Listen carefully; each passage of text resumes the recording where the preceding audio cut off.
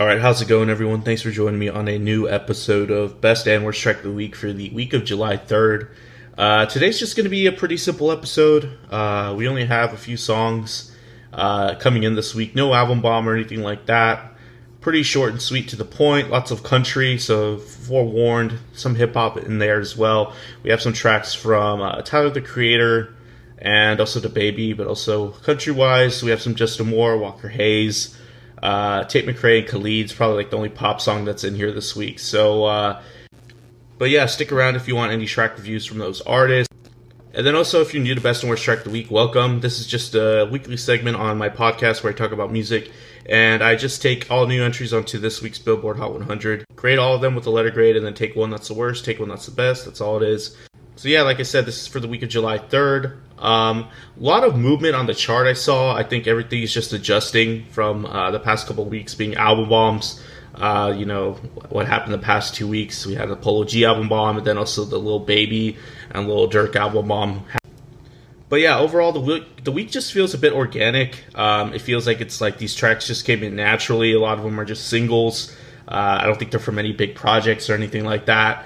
But also inconsequential. There wasn't really anything other than the worst track of the week that was bad or just awful. And then also there wasn't anything that just blew my mind away or just, you know, kind of I was really impressed from. It was all just a bit adequate. So without further ado, just before we get started, I just want to let everyone know a new episode of Best and Worst Track of the Week did drop last week. A new episode of the album review series did drop, episode 63, covering Wolf Alice's Blue Weekend, the indie alt-rock band from the UK. I had a few thoughts on that album. Overall, I thought it was a good album, but there's just some expectations that, you know, I maybe had or I just, you know, wasn't fulfilled in various parts of the album. But, hey, just listen to that episode if you want more of my thoughts. Listen to the album if you have some time. But yeah, and then also last week's episode of Best and Worst Track of the Week, if you have not tuned in, pretty heavy episode. We had a mini album bomb by Migos, which had the worst track of the week, the track that featured Drake, and also the Hall of Fame album by Polo G ended up pretty much dominating the content of that week, and also ended up having the best track of the week, that track with 504 and Pop Smoke. Really dug that one. Not much else being covered on there other than a track by Tate McRae and Troye Sivan, a reggaeton track with Los Legendarios, Wisin, Jay Cortez. The Willow and Travis Barker thing was on there. So if you have any interest in that episode still, check it out. It's probably the couple episodes back from the one you clicked on whatever thing you're on, YouTube or the streaming service. But anyways, yeah, check out that episode of Best and Worst Track of the Week. If you want that album review that I probably won't formally do of the Hall of Fame album by Polo G. But yeah, otherwise, the chart is looking, you know, pretty summer-like. There's some stuff that's rising and garnering attention. But, you know, highlight-wise, number one is still, we still have Butter by BTS. Good For You still at number 2. And I will say the top 10 is just super stagnant. Nothing really changed other than the last 3 spots. Heartbreak Anniversary, this is one of these tracks I'm talking about that's garnering attention and I'm just not really getting, but I think it's just a summer thing. This is like the sad summer song that I think is just, you know, happening. That I'm not a fan of that track. I think I gave it Worst Track of the Week when it made its debut a few months ago, and I just think it's a very bad interpretation of a Sam Smith song. Heat Waves by Glass Animals, the track that we've been following for months now, up to 19, it keeps on going up. Next week, who knows? It might go up a little bit more. I'd be surprised if it cracks the top 10, though. Leap Before You Love Me up to 37, one of our worst track of the weeks with Jonas Brothers and Marshmello. Also a track I'm just wondering why. It's inevitably going to be higher, probably. Things a Man Ought to Know by Lenny Wilson. Luckily, one of the best country tracks I've heard in a while. Up to 58. I think it's becoming a thing. Good on that one. It's a great track. And also some other things I noticed. Follow You by Imagine Dragons up to 81. Now, I thought this track would have been dead by now, especially since it's exited the chart some weeks back. But I noticed it gained a little bit this week. And although 81 is not the peak that it's been at, I think there's some momentum behind this, and I think it might become a thing. We'll see. Also, some surprises. Lord's Solar Power is out. It didn't even, make it a week or past a week. I thought that was a bit of a surprise. And then also all the Migos stuff dropped out, or at least most of it. And then most of the Polo G stuff dropped out as expected. So Yeah, let's go ahead and get to the gist of the episode. Alright, so first track this week is titled My Boy by Elvie Shane at 99. First time hearing about this artist. They're definitely country just by judging off of the track and another track I heard. But I'm assuming they're not too big in regards to like the whole country scene right now. And just looking at briefly their bio, they definitely just got started with releasing their debut track, which is this track, My Boy. So seems like some pretty early on success for this artist. And the track overall, it's an interesting track topically. The track puts a bit of a twist on the cliche, typical country song about some dude talking about their kid and how much their kid reminds them of themselves or something like that. There's a certain sincereness. There's a sort of higher vocal register. Someone maybe like Eric Church would probably be playing around. Tone on Elvie Shane's voice on this track reminds me a bit of like an artist like that. And then overall instrumentally, there's a nice relaxed feeling to this as well with the lax tempo and organic textures. And yeah, just a cool song. Just kind of stepping up and being, I guess, like a step father figure to a kid that doesn't have a dad. So yeah, cool track. I gave it a B. Next track, Working by Tate, McRae, and Khalid. Or Khalid, not Khalid's the way you say it. At 94. Second week with Tate McRae. And I noticed that she's... her track last week that was with Troye Sivan actually went up in the charts. So I was kind of worried Tate McRae was losing a bit of relevance or why they haven't put out more music as I would have assumed by now. But this track really isn't improving any optimism. It's not as good as the last week with the track she had with Regard and Troye Sivan. It starts out with the dreaded snap beat percussion as the song is introduced.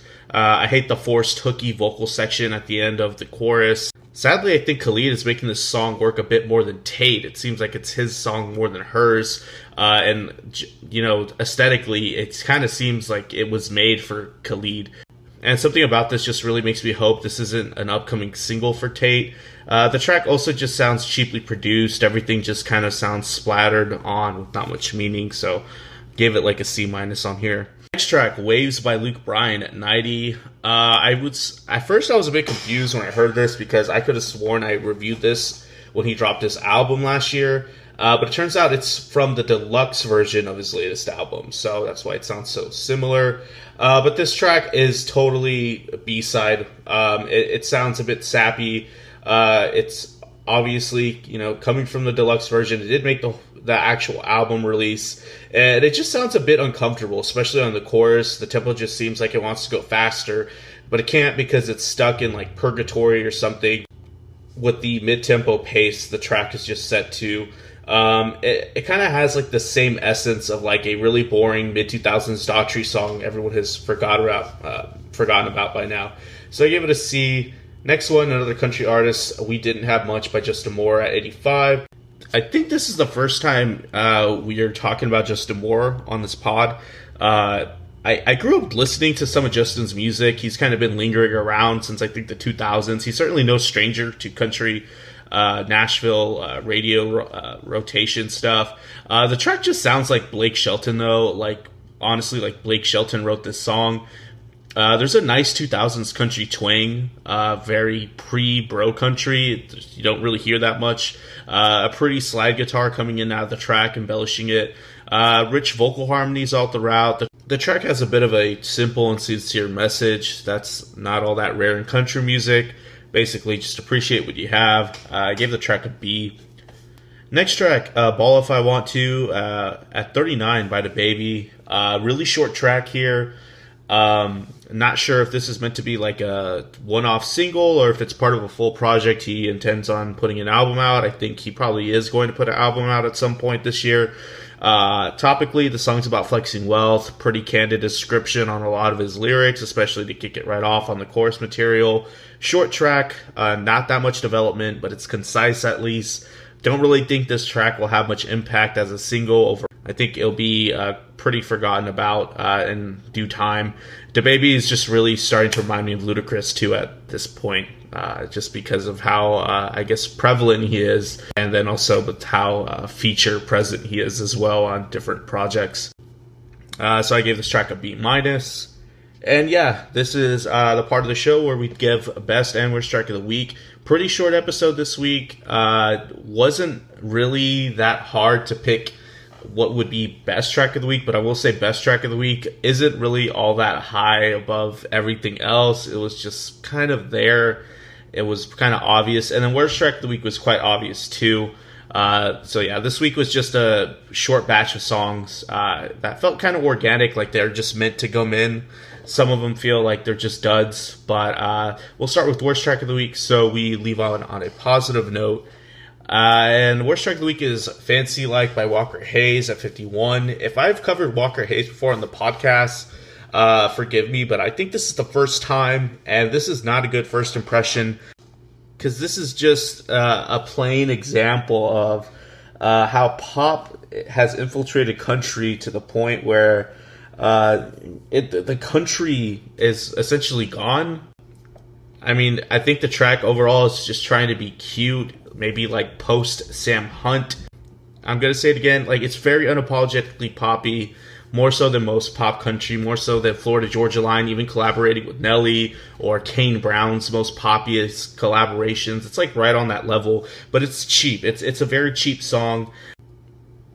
There's really not that much to say about it other than I'm not sure if it's supposed to be a diss to the probable demographic of what his audience is, content-wise on the song, and how he just makes these comparisons and metaphors to his version of being fancy is like a cheap fast food date and going to get a sundae afterwards, but I think it's alluding to something else. It's just confusing. Also, Walker Hayes looks like he works at a finance firm. He doesn't really look like he's a country artist if we're comparing him to like someone like Blake Shelton or Dustin Lynch or even I guess Chris Young or someone like that. It's just something I noticed. If there's anything really to say about this could be the start of a very, very bad trend that is going to continue in country music. But that gets worst track of the week. I'm not going to say anything else about it. Best track of the week, don't really have too much to say other than it's from Tyler, the Creator. The title of the track is Lumberjack. If I'm not mistaken, next week we might get a bunch of Tyler, Creator, because that's the week that it would be qualified for Billboard Hot 100. Or the album would qualify for Billboard Hot 100. So we'll see if we're going to get more Tyler. I might just end up reviewing that album. But anyways, I like the track because it has a dark, sinister nature to it. Love the groove that's made out by the drum track on here. It's a bit short of a track, but I dig it. Kind of has a little too much sampling in regards to voice snippets and dialogue, but I guess you kind of get over it past a certain point. It's just part of the song.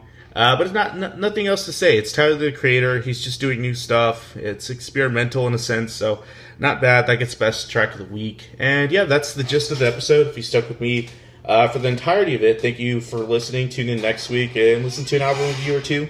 Other than that, like and subscribe on YouTube if you dig what you're hearing. Leave a comment, good or bad. And subscribe on your preferred listening service. But that's it. I'll see you later.